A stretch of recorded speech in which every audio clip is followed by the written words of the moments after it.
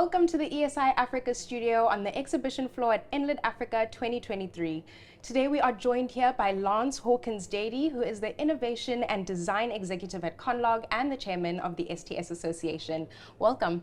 Thank you very much. Thanks for having me. Of course. So let's talk a little bit about load shedding. Yeah. What do you think the on-demand management and smart meters combination can do to help Eskom to reduce power outages? That's an interesting question. I think, first of all, we need to look at what smart meters are. And fundamentally at their core, they are meters that have two-way communications. So a utility can send information to a meter or read information from the meter. Now, the way I understand Eskom want to utilize smart meters to help with their demand management is threefold. One is through what they call time of use, which essentially is depending on the time in which a consumer will utilize energy, they will either get billed less or more. So it's all based on time. By implementing time of use, you're almost giving consumers the ability to decide when they want to use their power. And that will take or reduce the peaks that most people, let's say you cook between 6 and 8 and you bath and everything else. That peak is what Eskom are battling to generate, which is why we have the load shedding. So people will distribute when they use, and so that peak will flatten. Right? That's the idea behind time of use. The second one is what we call load reduction. So right now, when the grid is under strain, they cut you off, right? You have absolutely no power.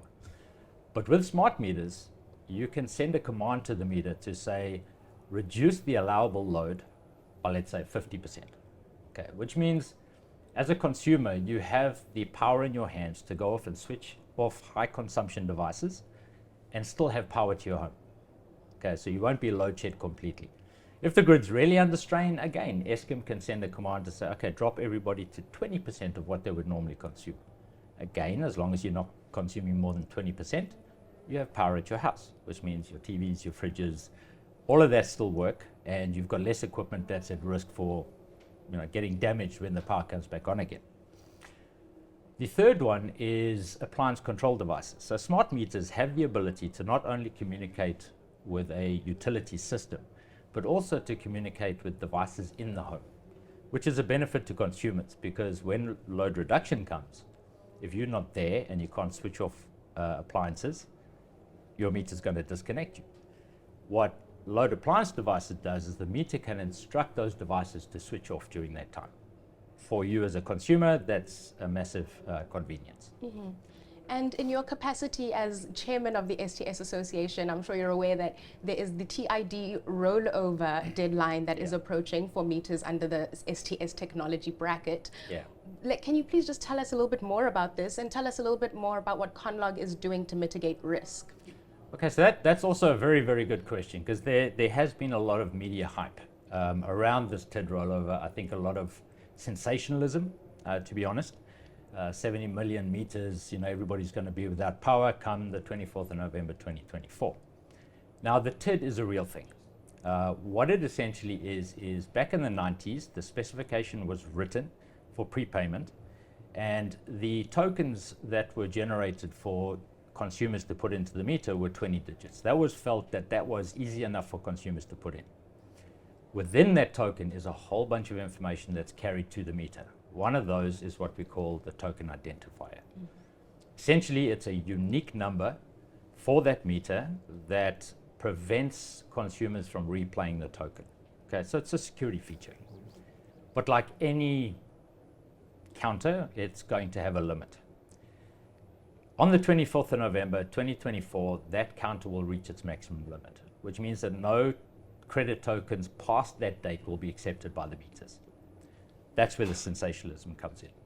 The fact of the matter is that to overcome that, all somebody needs to do is put in two 20-digit tokens. That's it. So it's not a software bug. It's been in the specification for the last 31 years. Every user of the technology knows about it. And once you put those two 20-digit tokens in, you get another 31.9 years.